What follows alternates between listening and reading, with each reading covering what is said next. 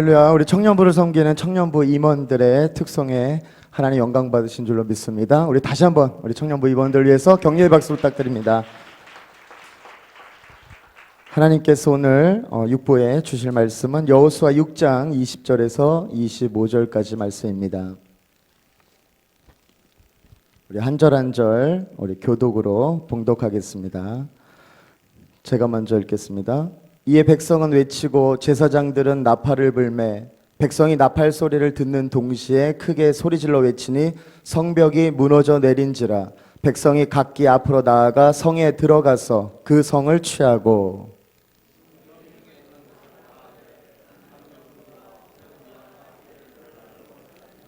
여호수아가 그 땅을 정탐한 두 사람에게 이르되 그 기생의 집에 들어가서 너희가 그 여인에게 맹세한 대로 그와 그에게 속한 모든 것을 이끌어내라 하매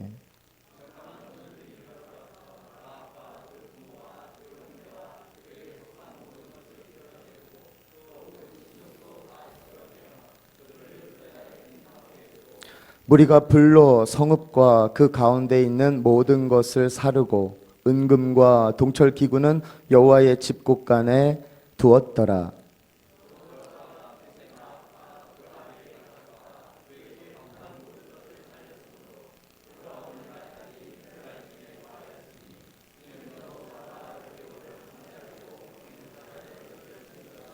아멘. 네, 먼저 우리 1급 시각장애인 화가 박환 우리 이분의 영상을 보시고 말씀을 듣도록 하겠습니다.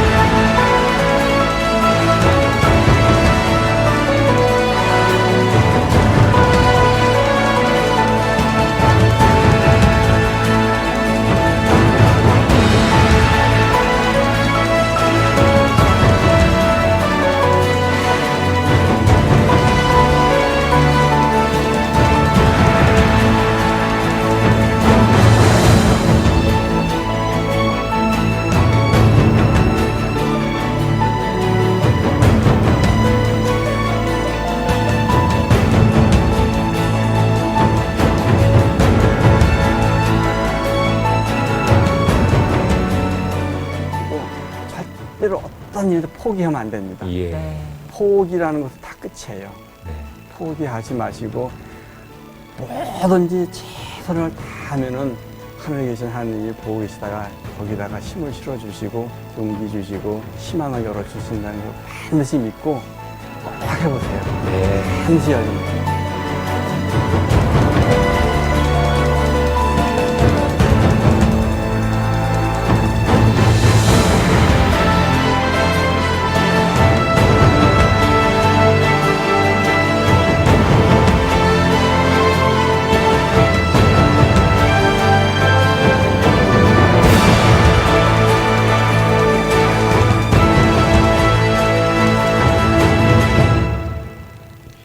우리 박환 작가의 모습을 통해서 그와 비슷한 처지의 많은 이들에게 도전과 꿈을 심어주고 있는 그의 모습을 보며 우리의 힘으로 할 수 없는 불가능 앞에 서 있더라도 하나님을 향한 믿음을 잃지 않고 꾸준하게 달려나가 역경의 때 또 이 코로나 사태에 더욱 강해지는 믿음으로 하나님께 영광 올려드리는 또한 저와 여러분 그리고 특별히 또 새벽 이슬 같은 주의 청년들이 되시기를 주님의 이름으로 축원합니다. 오늘 본문 말씀 여호수아 6장 20절에서 25절의 말씀으로 우리가 다 아는 여리고성이 무너지는 그러한 믿음의 기적과 또한 라합의 구원의 은혜에 대해서 말씀을 나누고자 합니다. 이스라엘 백성은 하나님의 명령에 따라 하루에 몇 바퀴씩 여리고성을 돌았나요?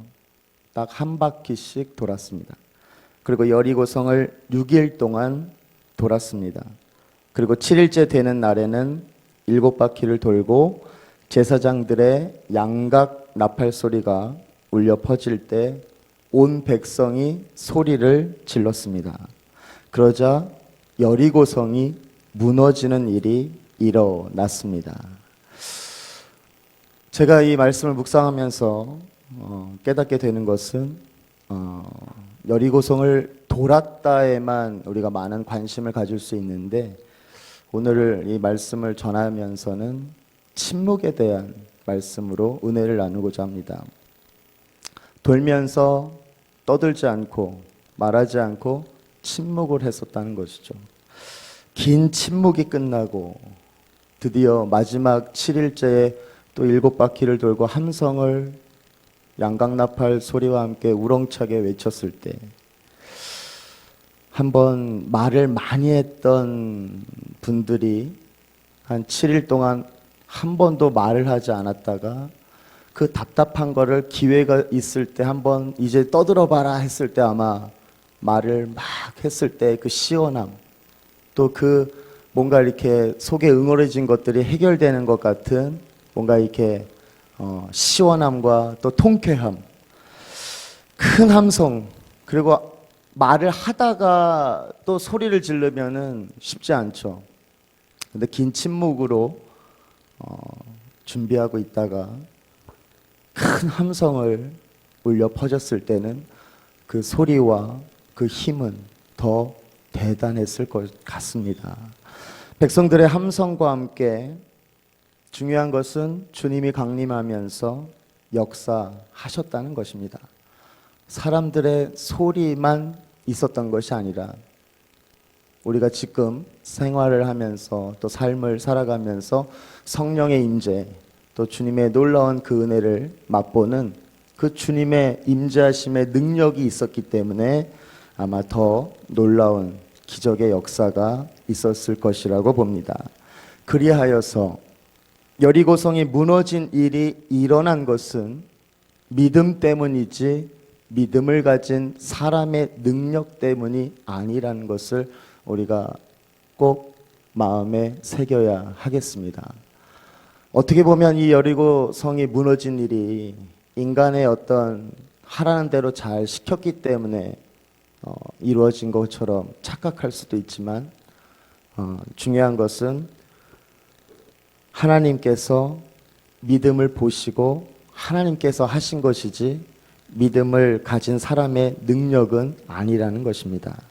그들이 하나님을 믿었기에 하나님이 행하시는 놀라운 사건 속에 기적 속에 있을 수 있었다는 것입니다. 믿기 때문에 믿는 자는 하나님의 일에 참여할 수 있었다는 것이죠. 오직 믿음으로 하나님의 일에 참여할 수 있다는 말입니다. 그렇기 때문에 우리는 하나님을 전적으로 의지하며 믿는다면 하나님의 놀라운 기적의 역사에 그 시간과 그때에 우리가 참여할 수 있다는 사실을 꼭 믿으시기를 주님의 이름으로 축원합니다.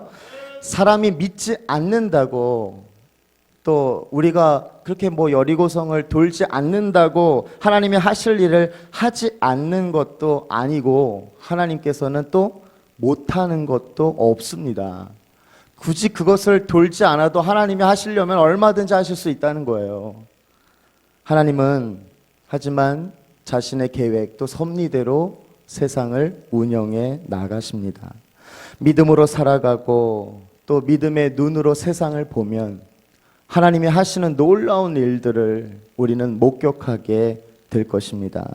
그리고 그 놀라운 일의 중심에 내가 서 있음을 발견하며 우리의 입술과 우리의 마음을 다하여서 하나님께 찬양하며 우리는 더욱 감사할 수 있게 되는 것이죠. 오랜 시간 동안 침묵한 후 소리를 지를 때 아마 지축이 흔들릴 것 같은 그런 느낌이 있었을 것입니다. 여리고가 무너진 것은 너무나 특별합니다. 본문 24절에서는 여리고의 완전한 파멸이 묘사됩니다. 무리가 불로 성읍과 그 가운데 있는 모든 것을 사르고 은금과 동철 기구는 여호와의 집 곳간에 두었더라. 여리고는 약속의 땅에서 처음 정복한 성으로서 아주 깊은 상징성을 지니고 있습니다. 하지만 여리고의 그 저주는 또 절대적이었습니다. 가나안 전쟁에서 완전히 불태워버린 성은 세 성뿐이었는데 바로 그 첫 성이 여리고 성입니다. 아브라함으로부터 400년 동안 이스라엘이 가나안에 들어오지 못한 이유가 있어요. 그것은 바로 죄악이 관영하지 않았기 때문입니다. 창세기 15장 16절 한번 함께 읽겠습니다. 내 자손은 4대 만에 이 땅으로 돌아오리니 이는 아모리 족속의 죄악이 아직 관영치 아니함이니라 하시더니, 이제는 가나안의 죄악이 관영하였으므로 이 약속의 땅을 그들에게 주고 있습니다. 즉 여호수아의 전쟁은 이스라엘이 생존권 차원에서 자신의 땅을 차지하는 것과는 다릅니다. 그동안 계속 제사장을 중심으로 거룩한 전쟁의 규례를 따라 전쟁이 치러진 이유는 가나안의 죄에 대한 심판으로 전쟁이 치루어졌습니다. 동일한 원리가 열왕기 하에도 나옵니다. 이제는 심판받는 쪽이 이스라엘입니다. 그들이 하나님의 땅에서 부패해지자 그들이 진멸당하게 됩니다. 신명기와 여호수아서에 따르면 가나안 땅이 그 거민을 토해낸다고까지 합니다. 이스라엘 백성이 가나안 정복으로부터 다윗 왕조가 끝날 때 즈음에는 그 땅이 이스라엘 백성을 토해내는 지경에 이릅니다. 이제는 바벨론 사람이 거룩한 전쟁의 도구가 됩니다. 바벨론의 포로가 되는 것은 하나님께서 칼을 빼고 이스라엘 향해 전쟁을 벌이는 것입니다. 즉 거룩한 전쟁이 이제 역전됩니다. 이제 심판을 당하는 자는 소위 하나님의 백성인 이스라엘입니다. 이런 맥락 속에서 여리고의 멸망은 죄로 가득 찬 가나안족 속의 멸망을 상징적으로 보여주기 위해 사용되고 있습니다. 이 성은 하나님께 완전히 바친 바 되었습니다. 따라서 이스라엘은 아무것도 취할 수가 없었습니다. 여호수아 6장 18절에 함께 읽겠습니다. 너희는 바칠 물건을 스스로 삼가라. 너희가 그것을 바친 후에 그 바친 어느 것이든지 취하면 이스라엘 진으로 받침이 되어 화를 당케 할까 두려워하노라. 뭔가 불길한 예감이 몰려옵니다. 만약 이스라엘 백성 중 어떤 사람이 이 탐욕의 시험을 통과하지 못하면 어떻게 되었을까요? 그리고 여리고성이 무너질 때 하나님께서는 도대체 무엇을 하셨는지 한번 살펴보도록 하겠습니다. 첫 번째, 하나님께서는 정결케 하셨습니다. 하나님께서 가나안을 멸망시킨 이유는 그 주민들이 패역했기 때문이죠. 이 패역이라는 것, 아주 쉽게 말씀드리면 사람이 마땅히 해야 할 도리를 순리대로 해야 되는데 그걸 하지 않은, 그러니까 쉽게 얘기해서 인간다운 어떤 해야 될 그 어떤 인간의 도리를 지켜야 되는데 다 안 했다는 거예요. 이게 바로 패역입니다. 더 깊게 얘기하면 하나님 말씀 지켜서 명령에 따라야 되는데 안 했다는 거예요. 다시 말하면 그 땅에 거하는 사람들의 범죄로 말미암아 가나안 땅이 더러워졌기 때문에 하나님께서는 가나안 전체를 심판하셨고 그 첫 번째 관문이 바로 여리고였던 것입니다. 레위기 18장 24절에서 25절 말씀 함께 읽겠습니다. 너희는 이 모든 일로 스스로 더럽히지 말라. 내가 너희 앞에서 쫓아내는 족속들이 이 모든 일로 인하여 더러워졌고 그 땅도 더러워졌으므로 내가 그 악을 인하여 벌하고 그 땅도 스스로 그 거민을 토하여 내느니라. 땅이라는 히브리어 단어는 에레츠라는 단어입니다. 이 단어는 땅을 가리키기도 하고요. 그 땅에 사는 사람도 가리키기도 합니다. 이는 땅과 인간이 운명 공동체로 묶여 있음을 보여줍니다. 인간의 육체가 땅의 흙으로 지어진 것도 그러한 사상을 알려줍니다. 그래서 인간이 범죄하였을 때 땅도 함께 저주를 받았고 인간의 죄가 더할수록 자연계도 더욱 망가지게 됩니다. 이처럼 땅과 인간은 운명 공동체이기 때문에 모든 피조물은 인간의 몸에 구속의 날을 기다립니다. 결국 가나안 족속의 범죄가 심해지자 땅은 거민들이 더 이상 자신을 더럽히지 않게 해달라고 부르짖었고 하나님께서는 그곳을 심판하심으로써 땅은 그 주민들을 토해내게 되었다고 성경은 말하고 있습니다. 그렇게 땅을 정결케 하신 후에 하나님께서는 그곳에 바로 이스라엘을 심으셨습니다. 그러니 이스라엘 백성이 의롭고 정결해서 그 땅이 그들에게 주어진 것이 아니라 가나안 주민이 워낙 패역했기 때문에 하나님께서 그들을 심판하셨고 이스라엘에게 그 땅을 은총으로 주신 것입니다. 결국 우리의 인간의 노력으로 땅을 얻을 수 있는 것이 아니라는 것이죠. 전적으로 땅에 기름진 토양의 축복의 통로는 하나님께서 일하시고 정결케 하시고 또 고치시고 다듬어 주셔야 그 땅을 통한 소생으로서 거기에 사는 사람도 하나님의 놀라운 복을 누릴 수 있다는 그러한 정의를 한번 내릴 수가 있을 것 같습니다. 그렇기 때문에 우리의 삶에서도 땅을 더럽히는 일을 하면 안 되겠죠.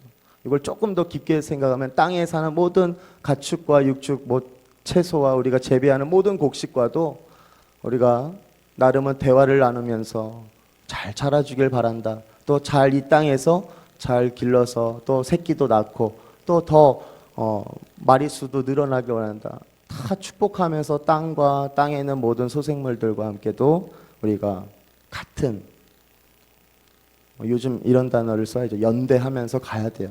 그래서 하나님께서 기뻐하시는 정말 그 패역은 다 사라지고 정말 에덴 동산과 같은 그러한 마음 또 그러한 섬기는 서로가 정말 소통하는 그러한 땅의 모든 살아 숨쉬는 그러한 생물과 또 동물 또 인간이 되기를 원하시는 것입니다.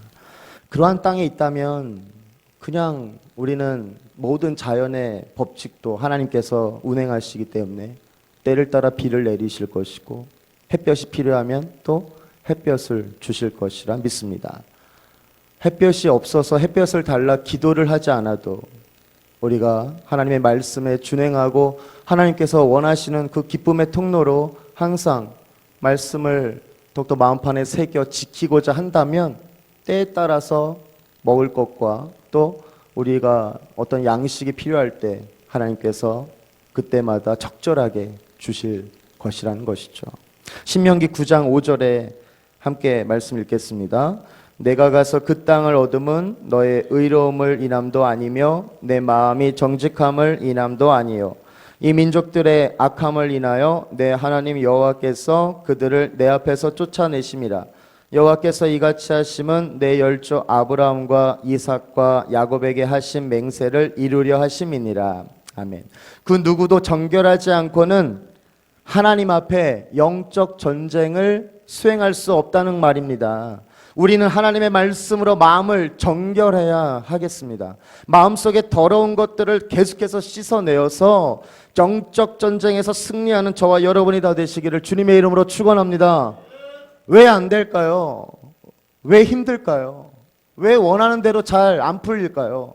먼저 그 문제를 보지 말고 하나님이 원하시는 것은 하나님의 말씀을 왜 안 지키느냐 오히려 물을 수 있다는 것이죠. 그렇기 때문에 하나님, 내가 어떤 말씀을 안 지켰나요? 하나님이 원하시는 것 뭘 놓쳤나요? 오히려 기도의 내용만 바꿔도 하나님께서 얼마든지 하늘의 복을, 정말 아브라함의 그 하늘에 있는 수많은 별들과 같은 복을 주시는 것처럼 우리에게도 은혜를 주실 줄로 믿습니다. 우리 청년부가 오늘 특송을 했는데 계속 좋은 소식이 들려오더라고요. 뭐 다는 아니겠지만 취업을 하는 한 명 한 명 됐다. 참 코로나 사태에도 불구하고 반가운 소식들이 있는 것 같습니다. 그리고 준비하는 우리 청년부 속해 있는 우리 청년들도 원하는 또 직업에 또 원하는 곳에 다 또 합격이 되어서 또 이렇게 많은 사람들이 코로나 사태에도 부정적인 것과 또 힘들고 어려운 일들에만 생각을 할 때에 오히려 이러할 때에도 정말 하나님께서 기뻐하시는 축복의 통로로 하나님 말씀을 준행하고 또 힘써서 하나님께 기도하고 또 감사하며 나아간다면 또 이러할 때에도 하나님께서는 우리에게 기쁜 소식을 주시고 또 그것을 통하여서 우리가 어느 곳에 가든지 또 누구를 만나든지 복음의 통로가 되어서 그것이 바로 또 선교의 현장이 되어질 줄로 믿습니다. 바로 하나님께서 원하신 것은 정결케 하면서 하나님의 이름을 알리라는 것이죠. 정결해서 끝나면 안 되고 그 정결을 통해서 내가 은혜를 받았고 복을 누린다면 우리는 나만이 아니라 계속해서 주변의 이웃과 또 내가 속한 환경에서도 하나님의 말씀과 또 복음을 전하는 자들이 돼야 될 줄로 믿습니다. 꼭 선교라는 단어, 전도라는 단어를 써가면서 꼭 하나님의 복음을 전하려고 애쓰는 것이 아니라 우리의 삶의 그 리듬에 맞춰서 내가 어느 곳에 있든지 또 무엇을 하든지 내가 하나님 정결하고 있나요? 그것을 묻고 질문하면서 더욱더 깨끗해지길 원한다면 하나님의 비전이 나의 비전이 되고 하나님의 시선이 나의 시선이 되어서 그 정결한 가운데 놀라운 은혜와 복을 누리게 될 줄로 믿습니다. 둘째, 여리고성이 무너질 때 하나님은 또한 정결뿐만이 아니라 자비를 베풀어 주셨어요. 여리고가 멸망한 후에 그 성을 정탐한 소년들이 본문 23절에서 라합과 그 아비의 가족을 살렸다고 합니다. 여기에서 멸망과 구원이 대조되고 있습니다. 여리고는 멸망했는데 라합과 그의 가족은 살아난다는 거예요. 그리고 라합 개인뿐만이 아니라 온 가족이 구원을 받습니다. 이 사실은 바울이 빌립보 감옥에서 간수에게 한 말과 어떻게 보면 비슷한 것 같아요. 주 예수를 믿으라, 그리하면 너와 내 집이 구원을 얻으리라. 개역개정판에는 받으리라. 사도행전 16장 31절 이 말씀을 상기시켜 주는 것 같습니다. 누가 이 중요한 전쟁에서 가나안에 어떻게 보면 우리는 창녀, 기생 이 집안의 구원에 대해서 누가 관심을 갖겠어요? 낮고 또 천한 그 집안과 그 개인의 여인의 구원에 대해서 누가 인간이 그 상황에서 관심을 가질 수 있겠냐는 것입니다. 그리고 누가 코로나 사태에서 창녀와 비슷한 비천한 자의 구원에 대해 누가 관심을 갖고 있을까요? 바로 하나님이십니다. 어렵고 힘들 때에. 그렇기 때문에 우리는 낙심하지 말아야 되고 포기하지 말아야 돼요. 누가 관심을 가져주겠어요? 너무나 우리도 모르게 사람한테 기대려 하니까 실망이 오고 절망이 오는 것입니다. 하지만 어떠한 힘듦과 또 이러한 한 번도 해보지 못한 이런 경험들을 살아갈 때에 하나님께서 이 모든 것에 나 같은 죄인도 관심을 갖고 있다라는 그 믿음만 있으면 하나님께서 돌봐주시고 또 우리의 앞길도 예비해 주실 줄로 믿습니다. 이스라엘은 중요한 건 라합과 약속을 지켰다는 거예요. 라합의 구원은 하나님과 이스라엘 백성의 아주 신실성을 보여주고 있습니다. 그들은 달면 삼키고 쓰면 뱉는 자들이 아니었어요. 위급할 때 약속하고 평안할 때 있는 자들이 아니었다라는 것입니다. 무엇보다도 본문 25절이 아주 인상적이에요. 여호수아가 기생 라합과 그 아비의 가족과 그에게 속한 모든 것을 살렸으므로 그가 오늘날까지 이스라엘 중에 거하였으니 이는 여호수아가 여리고를 탐지하려고 보낸 사자를 숨겼음이었더라. 여호수아를 쓴 후대의 저자는 라합이 이제 평안히 살고 있음을 말해주고 있어요. 라합은 완전한 언약의 백성으로 살고 있다라는 것입니다. 첫 믿음의 결단뿐 아니라 그 후에 보니까 하나님의 백성으로 오늘날까지 살고 있는 모습이 너무나 아름답습니다. 여호수아는 기생 라합과 그의 가족들에게 자비를 명하셨습니다. 자비를 명했어요. 라합의 믿음으로 그녀뿐만 아니라 가족과 친척 그 집안에 있던 모든 것이 구원을 받는 일이 일어난 것입니다. 히브리서는 라합에 대해 히브리서 11장 31절 함께 읽겠습니다. 믿음으로 기생 라합은 정탐꾼을 평안히 영접하였으므로 순종치 아니한 자와 함께 멸망치 아니하였도다. 아멘. 쉽게 얘기하면 믿음으로 기생 라합이 정탐꾼한테 환대를 해줬더니 이 정탐꾼의 구원의 은혜를 받을 수 있는 그 축복의 통로가 생긴 거예요. 우리 젊은 청년들이 왜 내 뜻대로 잘 안 될까? 난 이런 꿈이 있는데 왜 이 방향으로 잘 안 될까? 그런 생각들도 많이 할 거예요. 그럴 때 오히려 이 라합도 한번 생각해 보시길 바랍니다. 나는 누군가 대접을 아니면 누군가에게 환대를 한 번쯤 해봤는지, 너무나 받는 거에만 익숙하면서 이 젊은이까지 오진 않았는지, 이제 내가 한번 철들어 보고 하나님의 것을 또 하나님께 온전히 드리고 또한 나의 모든 삶에서 받으려고 애쓰는 것이 아니라 나도 이제 뭔가 주는 자로 설면 하나님이 더 기뻐하지 않을까라는 이러한 환대의 믿음, 환대의 어떤 삶을 방향 전환을 한다면 하나님께서 아브라함의 복, 지금 이 라합, 그리고 성경에 있는 수많은 이 환대의 어떤 접대를 통한 또한 섬김을 통한 은혜와 복을 누린 믿음의 선조들, 그러한 삶이 우리 청년부와 또한 우리 모든 성도님들 삶에도 이어질 줄로 믿습니다. 그래서 라합은 하나님에 대한 소문을 듣고 그분이 살아계시다는 사실과 자기를 찾는 자들에게 상 주시는 분임을 믿었습니다. 히브리서 11장 6절도 한번 읽겠습니다. 믿음이 없이는 기쁘시게 못하나니 하나님께 나아가는 자는 반드시 그가 계신 것과 또한 그가 자기를 찾는 자들에게 상 주시는 이심을 믿어야 할지니라. 아멘. 그래서 이 땅에서의 사소한 기업을 포기하고 더 큰 기업을 바라봤습니다. 그러자 그녀는 다윗의 고조할머니가 되는 영예로운 자리에 앉게 되었습니다. 이는 하나님께서는 이방인이나 유대인이나 차별 없이 하늘의 복을 주심을 보여줍니다. 코로나 사태에 있는 지금도 하나님께서는 비천한 자들을 부르십니다. 그리고 그 자비하심을 아는 그리스도인들로 하여금 하나님의 자비를 전하게 하십니다. 왜냐하면 전하는 자들이 없다면 그들이 하나님을 믿을 수 없기 때문입니다. 여호수아 2장 18절에서 20절 우리 말씀도 읽겠습니다. 우리가 이 땅에 들어올 때에 우리를 달아내려온 창에 이 붉은 줄을 메고 내 부모와 형제와 내 아비의 가족을 다 내 집에 모으라. 누구든지 내 집 문을 나서 거리로 가면 그 피가 그의 머리로 돌아갈 것이요 우리는 허물이 없으리라. 그러나 누구든지 너와 함께 집에 있는 자에게 누가 손을 대면 그 피는 우리의 머리로 돌아오려니와 내가 우리의 이 일을 누설하면 내가 우리로 서약해 한 맹세에 대하여 우리에게 허물이 없으리라. 아멘. 자신과 가족의 생명을 지켜달라는 라합의 요청에 정탐꾼들은 세 가지 조건을 제시하고 있어요. 첫 번째, 창문에 붉은 줄을 메어 달 것. 두 번째, 온 가족이 다 함께 모여 집을 나가지 말 것. 셋째, 정탐 사실을 누설치 말 것입니다. 라합이 바라보며 붙잡고 순종한 붉은 줄 한 가닥이 가정을 살렸습니다. 그리고 인생을 살렸습니다. 그러면 믿음이 무엇입니까? 내 모습, 내 마음, 내 처지가 어떻다 할지라도 개의치 않고 붉은 줄을 바라보는 것이겠죠. 내 상황이 어떠하든지 그 붉은 줄을 포기하지 않는 것, 바로 이것이 믿음입니다. 라합이 붙든 것은 붉은 줄입니다. 이 붉은 줄에 무슨 의미가 있을까요? 많은 학자들은 이 붉은 줄이 장차 오실 예수님의 속죄의 피에 예표하며 출애굽 직전 문설주에 뿌려진 유월절 어린 양의 피로 해석합니다. 성경 전체를 볼 때 붉은색 생명 구원을 상징하는 그리스도의 대속의 피와 연관돼 있죠.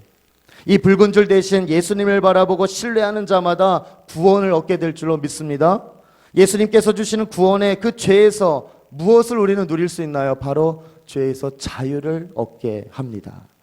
불안에서 평안을 얻게 하고요, 고통에서 치유를 맛보게 되고요, 성도는 날마다 이 붉은 줄의 은혜를 바라본다면 붉은 줄이신 예수님을 의지하는 믿음으로 굳건한 반석 위에 서 있게 될 줄로 믿습니다.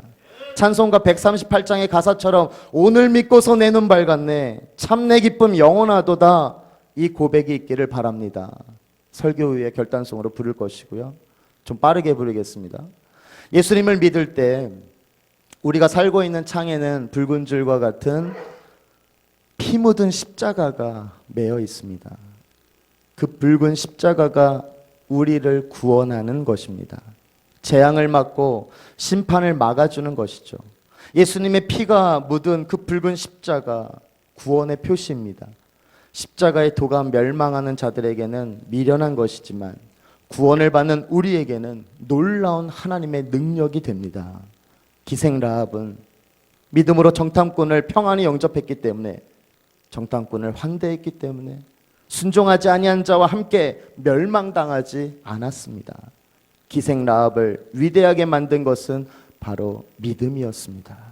라합은 믿음으로 구원받은 그 은혜를 경험했고, 그리고 이스라엘 중에 거주하는 가족이 됐고, 예수님의 족보에 이름을 올리는 영광을 얻었습니다. 하나님은 이 믿음을 우리에게 오늘 동일하게 주실 줄로 믿습니다. 바울은 예수님 안에 뿌리를 내리라, 골로새서 2장의 말씀으로 우리를 권면하고 있어요. 오직 예수님 안에 뿌리를 내리라, 라합을 통해 배우는 진리입니다. 믿음의 뿌리는 하나님의 말씀입니다. 믿음의 줄은 십자가의 보혈입니다. 날마다 말씀에 인생을 걸고 십자가 은혜로 살며 하나님께 멋있게 쓰임받는 우리 모두가 되기를 주님의 이름으로 축원합니다. 마지막 세 번째, 여리고성이 무너질 때 이제 자비 다음에 하나님께서는 늘 마지막에 나타나시는 게 있죠. 바로 영광. 하나님이 가장 우리 인간들 피조물한테 원하고 바라고 기뻐하시는 게 뭐예요? 우리가 감당해야 될 하나님 하면 하나님께 우리는 경배와 찬양, 하나님께 영광 올려드리기를 하나님이 가장 기뻐하신다는 것입니다. 항상 어떤 내용 중에, 성경의 내용에 보면 꼭 마지막은 다 결론이 거의 하나님의 영광이에요. 그렇다면 우리는 주님 오실 때까지 하나님의 영광을 위해서 살아가야 될 줄로 믿습니다. 이스라엘은 하나님께 온전히 순종함으로 승리를 얻었어요. 그 결과 하나님은 영광을 받으셨고 그들은 영적으로 아주 성장하게 되었습니다. 성도는 하나님이 쓰시는 것과 함께 영적으로 성장합니다. 마치 이스라엘 백성이 자신의 모든 것을 들여 이 전투에 임했을 때 성장할 수 있었던 것처럼 말입니다. 이스라엘은 철저한 섬김과 생사를 오가는 전투 속에서 하나님께 영광을 돌렸고 그리하여서 더욱 성장했습니다. 그렇습니다. 전투적인 삶 없이는 영적 성장도 없는 것 같아요. 오히려 이 코로나 사태에도 불구하고 이럴 때 우리는 더 영적인 성장이 있어야 되고 믿음의 성장이 있어야 될 줄로 믿습니다. 신앙은 끊임없는 분투입니다. 그리고 불가능한 도전이고 우리를 억압하는 모든 것들에 대한 항거입니다. 그래서 하나님을 섬기지 않는 사람, 곧 하나님의 영광을 위해 살지 않는 삶의 가장 큰 피해자는 바로 자신이라는 것입니다. 이스라엘 백성은 하나님의 말씀에 온전히 순종함으로써 여리고를 무너뜨렸습니다. 여러분의 여리고는 무엇인가요? 무엇으로도 무너뜨릴 수 없을 것 같이 여겨지는, 그래서 너무나 오랜 세월, 너무나 기나긴 세월 시간 동안 나를 얽매이게 한 것은 무엇인가요? 그것이 어떤 것이든 무너뜨릴 방법 단 하나입니다. 믿음으로, 하나님께 감사함으로 더욱 말씀에 순종하는 것입니다. 그러므로 하나님의 말씀을 더욱 사랑하며 사모하시고 항상 기뻐하시고 쉬지 말고 기도하시기를 바랍니다. 하나님의 말씀에 아멘으로 화답만 해도 하늘의 복을 누리게 될 줄로 믿습니다. 그로 인해 위대한 승리를 맛보고 이 휴가철에 심과 평안함으로 든든히 서는 저와 여러분이 다 되시기를 주님의 이름으로 축원합니다.